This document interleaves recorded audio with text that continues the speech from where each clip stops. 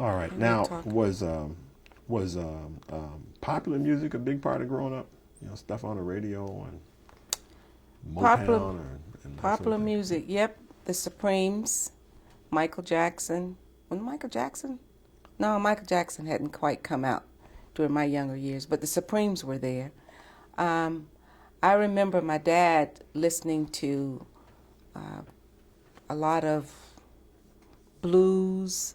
I remember the 78 records that you had to play on the Victrola. You don't remember that. That's before your time. So I remember that, and I remember my mother playing a lot of Christian music. She played a lot of Mahalia Jackson when I was growing up, and my dad played a lot of whatever was the honky-tonk blues music during that time. Okay. Hmm. Now, you talked about television, but did you go to the movies much? Not too much. We occasionally went to the movie theater, and when we would go to the movie theater, we were not allowed to sit in the downstairs. We had to sit in the balcony. You go in the movie, and then there was a side door where you would walk upstairs, and you could go to the movie upstairs. Because downstairs was for white folks, upstairs was for colored folks. Is that a reason why you didn't go that much, you think? We probably didn't go that much because we didn't have the money to go. We were not a family that had a lot of money. When I remember going, but I remember going with my grandmother's daughter, my aunt, my dad's sister. I remember going with her. It seemed that my grandmother had a little more change than we had in our household. So when we would go visit my grandmother, then my Aunt Bobby would take us to the movie, and it was just very rarely that we got to do that. Okay. Not a lot. Okay. Okay. Um, Now, was church a big part of growing up? Church was a big part of growing up. The church that I went to and grew up in and was baptized in was Mount Calvary Baptist Church, and that was a church that my grandmother on my dad's side was a member of.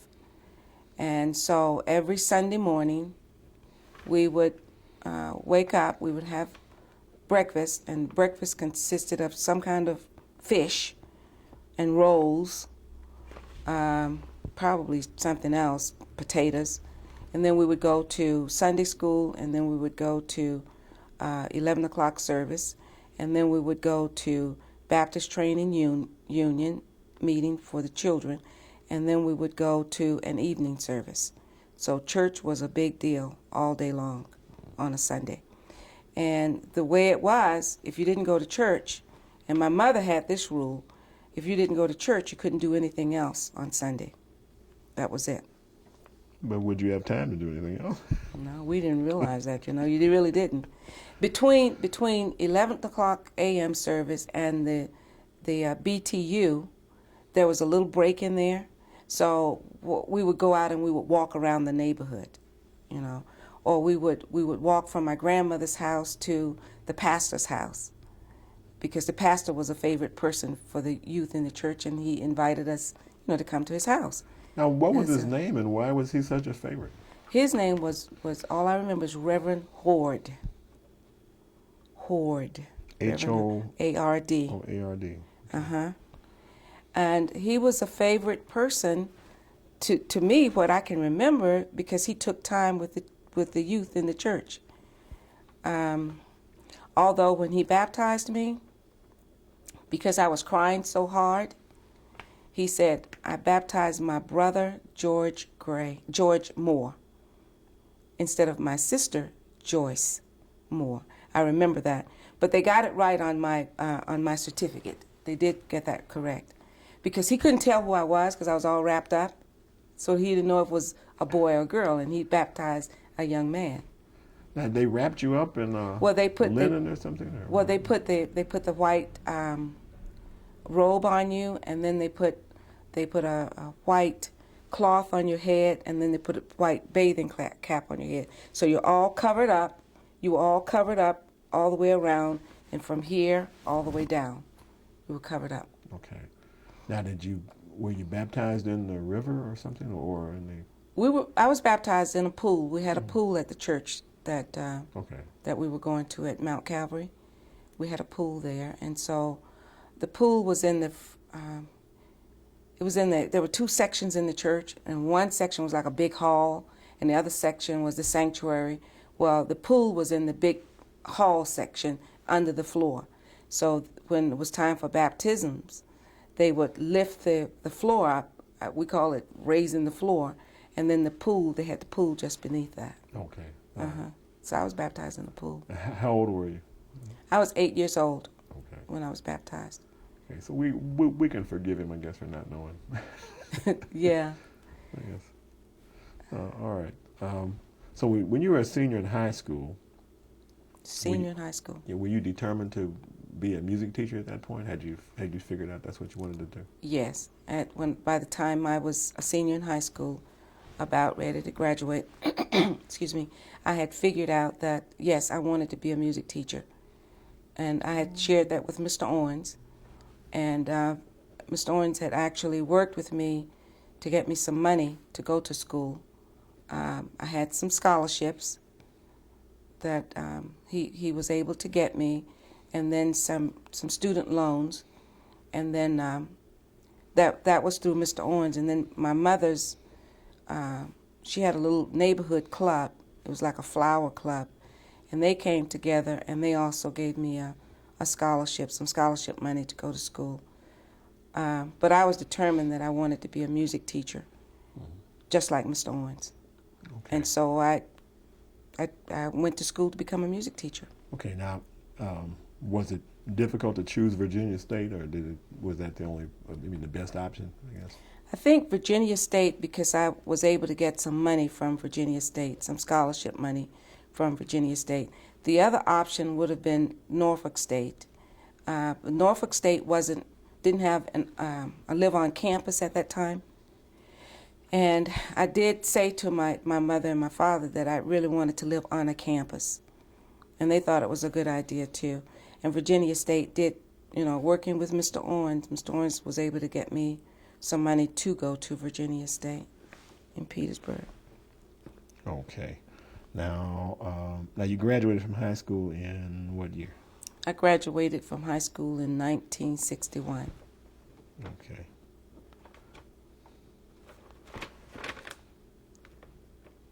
Crestwood High School. Okay. So you entered Virginia State, I guess the fall of '61. Yes. Okay. I entered the fall of '61. Now, how did you like it? It was a good experience, my first year, but by the end of the year, it was as if I had too much school. And I said to my mother that I didn't want to go back at that point, not right then, that I wanted to go back another time. And she just, in her quiet way, she said, you go on and stay in school and get that education. She said, because that's something no one can ever take away from you. Now, what happened that you would be tired of school in your freshman year? Now, this is probably the most exciting part of school. Yeah. You go away from home for the first time. Right. You're on this exciting new campus, in another town. Right. And you were tired of it? I was tired of it. At the end of my first year, I thought, I don't want to do this right now. I want to go out. I think another reason I was tired, I didn't have a lot of money. I had a little scholarship money, but I really didn't have money to buy clothes and to buy the other things that I saw other kids with. And so I thought maybe I needed to leave school and go get a job and earn a little extra money and then go back to school. And so, and school for me, my first year was tough. It was hard, and I think a lot of kids probably experience that, leaving high school where you did fairly well, and then you go to college, and you're independent, because I was living on campus, I was independent, and then having to study even harder, but not making A's like I wanted to. I was getting a little discouraged with myself. And my mother, she encouraged me to do this. She said, you can take care of, you'll earn a living, you'll be able to take care of yourself and your children. if you ever get married and something happens to your husband, you'll be able to take care of yourself and your children. She said that education is something no one can take from you. And evidently that must have stuck with me. Then another thing that happened with me, even during my first year of college, I had the head of our music department was Dr. Gatlin, and we called him Pops.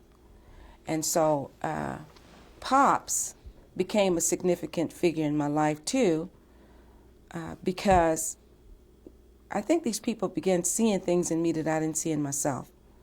He was clarinetist, and my major instrument was the clarinet as well. And so I had to go to him for my instructions, my private instructions on my instrument. And also during my first year, I got sick, and so I had to go home for, I think, a month or two, something like that. And I kind of missed out on my music part, but he sought me out. He called my mother and he said, I know she's been under the weather, but we'd really like, spring was coming along, he said, I'd really like to have her come back and participate in the spring concert and go on tour with us. And so my mom said, well, we don't have any money for her to come back right now. And Pop said, that's okay, she can come back and she can stay with my family and me. She can stay with us until she gets on this trip and gets back on her feet and back in school. So I kind of had that stuff to live through, but because of Dr. Gatlin, Pops is what we called him, I think that was another force that said, you can do this, you got to do it, and just pick up the pieces and keep going. So I did. Okay. That put me a little behind in school, but I was still able to go on and do what I needed to do.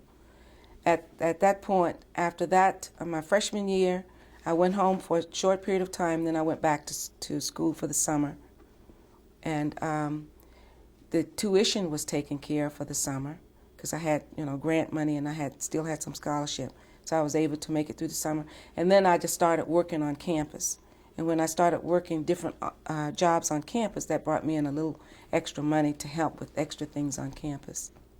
Okay, so you didn't feel so bad about it? I didn't feel so bad about that. Yeah. All right. So now, when did you join AKA? Was that when you were in school? Or? No, when I was in school, my focus was on getting through school. And again, that was another issue with money, which I didn't have. I did go to a rush that the AKAs had, and I knew that if I ever did join a sorority, that it would be AKA. It wouldn't be one of the other sororities. And so I didn't join when I was on campus. Number one, I didn't feel I had the time, and number two, I definitely didn't have the money to do it.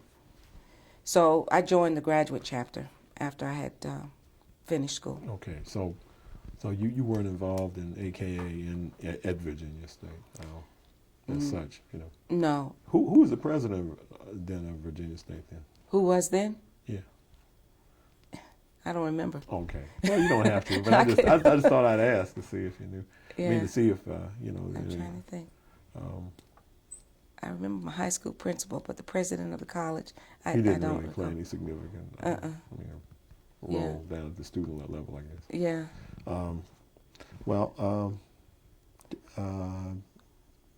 My involvement in college was, again, still in the music area. I was involved in all of the bands, any band that they had I was a part of, and learned how to play several different instruments. And I was also involved in the choir as well. The band, the orchestra, and the choirs. The bands, the orchestra, and the choirs at Virginia State. Those were my extracurricular activities. Okay. Now, now this is like the height of the civil rights movement on the campuses. They were doing the freedom rides in Nashville and sitting in Greensboro. And did the civil rights movement come to Virginia State's campus? Absolutely. Okay. And we did sit-ins in Petersburg, Virginia. That was organized by the student government, and members of the student body were in groups, and we went down. Some stayed outside and did the picketing, and then some went inside of this particular restaurant, and I don't remember the name of it, and sat at the counter. So we actually did do sit-ins during that time. Now, what happened? Did they just give in immediately, or did they have you all arrested, or what happened? Well, we didn't get arrested. I didn't get arrested. Eventually, we did this for several months, it seemed, if I recall correctly. We did it for several months, and then eventually the restaurant became a restaurant that was open to everyone. Okay. So And it wasn't just that restaurant. It was also the movie theater, and it was also other restaurants in that area. The stores, because there were some stores in Petersburg that blacks were not allowed to go in. Okay, so ultimately the sit-ins resulted in victory for... Right. And then something else happened when I was at Virginia State traveling back and forth from Portsmouth to Petersburg. I would have to ride the Greyhound bus. And so when I got on the bus, it was still during that time when you had to sit in a certain part of the bus. So I would go to my seat on the bus, and then I can remember riding on the bus and the bus stopping at these little towns where you get off the bus and you can go to the restroom or go and have food or whatever. But blacks, again, or coloreds, were not allowed to drink out of certain water fountains. We had a water fountain. When you got off the bus, there would be two water fountains. One that was really dirty, and the other one was very clean. The one that was very dirty would have colored only written over it. The one that was very clean would have white, for whites only, written over it, or a sign posted over it. There were restaurants. There was a side for whites. There was around the back for people of color, or coloreds, is what they said. The front side, the bus would park on the front side. The glass windows, crystal clear, you could see in. And that's where the whites would go in. They would go in, sit down and eat. The blacks would have to go around the back. The windows totally, I can remember this. I mean, you couldn't even see in the windows. They were so greasy and dirty. Also, the restrooms, there were separate restrooms, or bathrooms, or toilets. And there was a white only, and there was one for the coloreds. The one for the coloreds, filthy. I don't know what the ones for the whites, but you can imagine it was probably clean. So I didn't know it then, but those were the Jim Crow days. I was growing up in that and a part of that. So to you, it was just normal every day? It was normal. It was normal, but something in me was saying this is not right, and I really didn't go I didn't go to the bathrooms after I saw it the first time. I didn't go to the restaurants to eat. I said, I don't want to do that. There's something not right about this. And I did that until I was a senior in college, and then I didn't do it any longer. And somewhere between that time, things began during that time. And it was probably about the time that we were doing the sit-ins when things were changing all along the line. So is there a particular story about the Greyhound bus that you were going to tell us? That's what that was my story about the Greyhound bus, just remembering, what it was like riding the Greyhound bus, having to sit in a certain section with the water fountains and the restrooms or the toilets, and then the restaurants, Okay. Mm-hmm. So with all the sit-ins and so forth, nobody got hurt or anything, or was arrested, or? The sit-ins, there were a group of students that were arrested. I wasn't a part of that, the students that were arrested. But I can remember that there were some kids some students from the college that were arrested and taken to jail. Was there a general feeling of a movement in those days, when you were in college? That, we look back on this, all the civil rights movement days, and especially on the campuses. Mm-hmm. Did you kind of feel that you were part of a movement? Yeah. I think that feeling came about probably when I was in high school, and it stayed with me, even when I was in college. Because when I was in high school was when the Little Rock Nine, when the desegregation started, taking place in the South. And I can remember there were a select group of students from our high school that went from our high school to the white high school on the other side of town.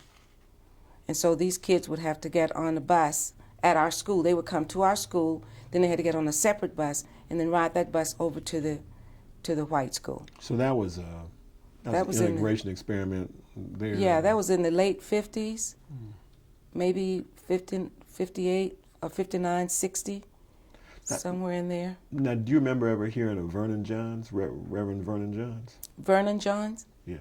No. Okay. I think he lived, I think his daughter was one of the early people to integrate one of those Virginia Tidewater schools. I don't think it was Portsmouth, but it was around there. Vernon Johns was a pastor that preceded Dr. King in Montgomery.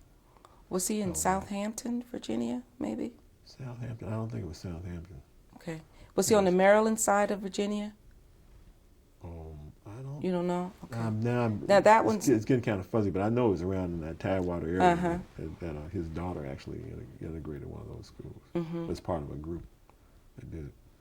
But there's been like a TV film made about Vernon John's life, I think, too. Yeah. He was a great orator.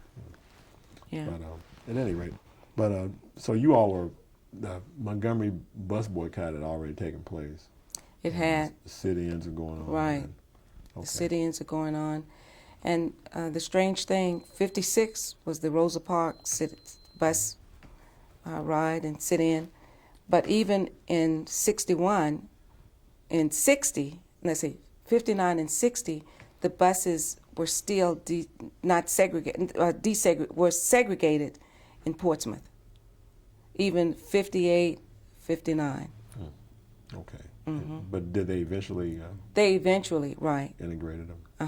While you were in college? While I was in college, right. All right. Yeah.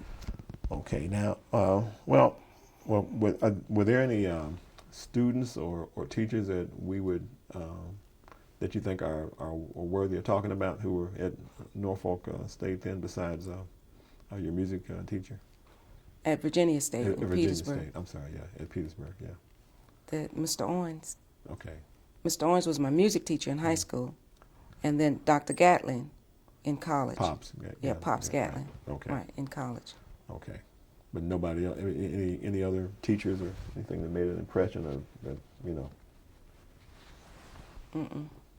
No. Okay. All right. So you're taking music education courses, right? Basically. Right. I had to do my basics, you have to get those out of the way. And then lots of music classes. Okay. To become a music teacher. Now, to become a music teacher, you have to master a number of different instruments, right? Right. So how many did you have to learn how to play? Well, you have to learn to play your woodwinds, and you have to learn to play your brass winds, and then you have your percussion, because I did band. I also did the orchestral instruments, so I did the violin, the viola, the cello, and the bass. Now, in terms of being proficient on all of those, I wasn't proficient, but I knew how to play each of them, and I knew how to teach people to play each of them. I was proficient on the clarinet and all of the woodwind instruments, but then I learned to play the brass wind instruments as well, starting with the trumpet and the French horn and the baritone horn. I learned to play those, and the tuba. Okay. Now, did the clarinet continue to be your favorite one? It was, because that was the one I started on. Yeah, that's the one I did my recital on. That was my major instrument, the clarinet. And I probably would still be playing it today, except I gave it to a niece that went to college and haven't seen it since. Okay. This is the same metal clarinet that you... No, because my dad, when he saw that I was interested in it, then he bought me a clarinet, a regular one, the wooden clarinet, the pieces. He brought me one of those, and then when I went to college, he knew that I was really serious. That's when I got my newest clarinet, the one that I loaned to my niece that, and never to see it again. Okay, all right. Okay, so when you were graduating from college, now this would be in '65, I guess. I graduated in '66 because I got a little 66, behind that year. Okay. I was not doing too well. Okay. Okay, 1966. Now, what were your prospects? Were you going to teach in the local schools or what? Well, what I had planned to do was to actually go back to the Tidewater area and eventually, do some jobs in that area and eventually teach at Crestwood High School because I wanted to replace Mr. Owens when he retired. But I didn't. During my senior year, I had several telephone interviews just before I graduated, just before I got my degree. And one was from a town in Virginia, a small town that I had never heard of. One was in Ypsilanti, Michigan, and the other one was Las Vegas, Nevada. And so I said to my dad, I said, I want to go to the one that's furthest away, and I'll be back in a year. And he said, at home we say Nevada. He said, that's Nevada, and you won't be back in a year. And he was right. So I took the offer in Las Vegas, and then I went to Las Vegas to teach. Okay, so so it was a teaching. It was a teaching. Okay. It was a teaching position, right? Okay. And it was teaching band. It was actually teaching music at an elementary school, and they had never had a music program. So I had the task of putting together the full music program. So I did I did K through 6 music at Joe Mackey Elementary School. Okay, it's Joe Mackey. Joe Mackey, Mackey. Now, is this like an all-black school? It's an all-black school In Las with Vegas, some okay. white teachers. Okay. Right. This was before Now, integration. What do they call the black section of Las Vegas in those days? West Las Vegas. Okay. It was in West Las Vegas. Yeah. And there were six elementary schools, and Joe Mackey was one of them. They were neighborhood schools. So Joe Mackey was a neighborhood school. So my job was to set up the full music program in that school. Okay. Which I did. Now, it seems like it would be you'd have a lot of interested students in Las Vegas. From what I understand now, correct me if I'm wrong, but a lot in those days, all the black entertainers, had to stay. They stayed in West Las Vegas. They came to town, and there were a lot of music around that part of Las Vegas. Mm-hmm. And I would imagine that would interest a lot of people in wanting to study music and become a musician. Mm-hmm. Okay. I think that probably did happen because people saw an opportunity, for them to, if they played an instrument or if they got involved in music, they saw an opportunity to do other things right within that city. So yeah, it was of interest. Okay, I'm going to pause here. It's time? Yeah. Let's roll out